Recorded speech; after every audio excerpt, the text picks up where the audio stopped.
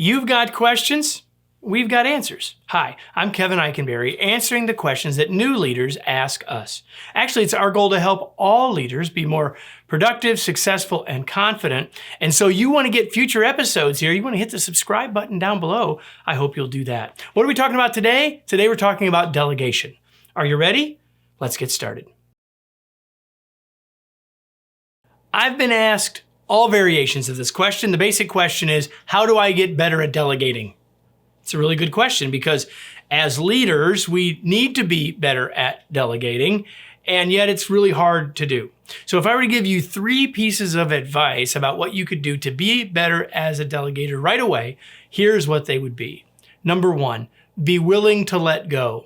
I know, it's hard. You may have gotten promoted. You may be needing to delegate something to someone that's doing the job you used to do, a job you were really good at. And so you've kind of held on to that stuff. I'm going to keep that because I'm good at it, because I like it, because it's known to me. You've got to let go of that. And maybe there's other stuff that you've been given that you don't know how to share with somebody else, so you're just going to hold on to it. It seems too important, so I'm going to hold on. You've got to be willing to let go of the ownership of it and the process of doing it. Until we're willing to let go, we can't get better at delegating. Secondly, we must consider it an investment. Delegation is an investment. One of the things that people will say over and over is, if you want something done right, you should just do it yourself, which is the opposite of delegating, right? It would take me longer to teach them than it would to just do it myself. Again, the opposite of delegating. Both of those things are true the first time. You know, you're not delegating it because you've done it a long time, because you know it, because you're good at it. So you can't expect the other person to do it as quickly and as effectively as you, who've done it 663 times, for them the first time. So we must be a little patient.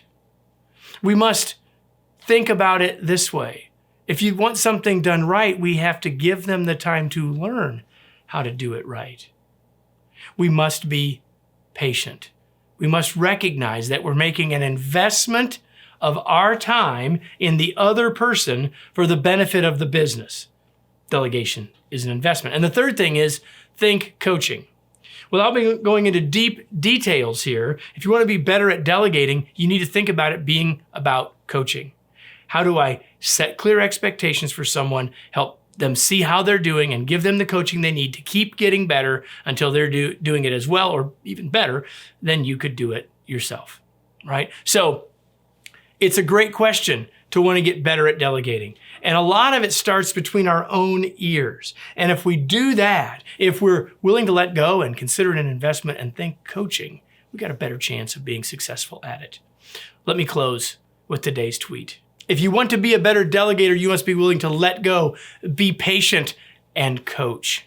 If you want to learn much more about being more effective at delegating, we have an entire masterclass on being an effective delegator. You can learn more about that and our other masterclasses at remarkablemasterclass.com. But if you want to hear more of these types of videos, if you want your questions answered, you got to ask your question. And you can do that by sending us an email to info@bud2boss.com or put it in the comments below. There's plenty of other resources at bud2boss.com for you to take advantage of. We hope you'll do that. And again, make sure you subscribe here for future videos in this series.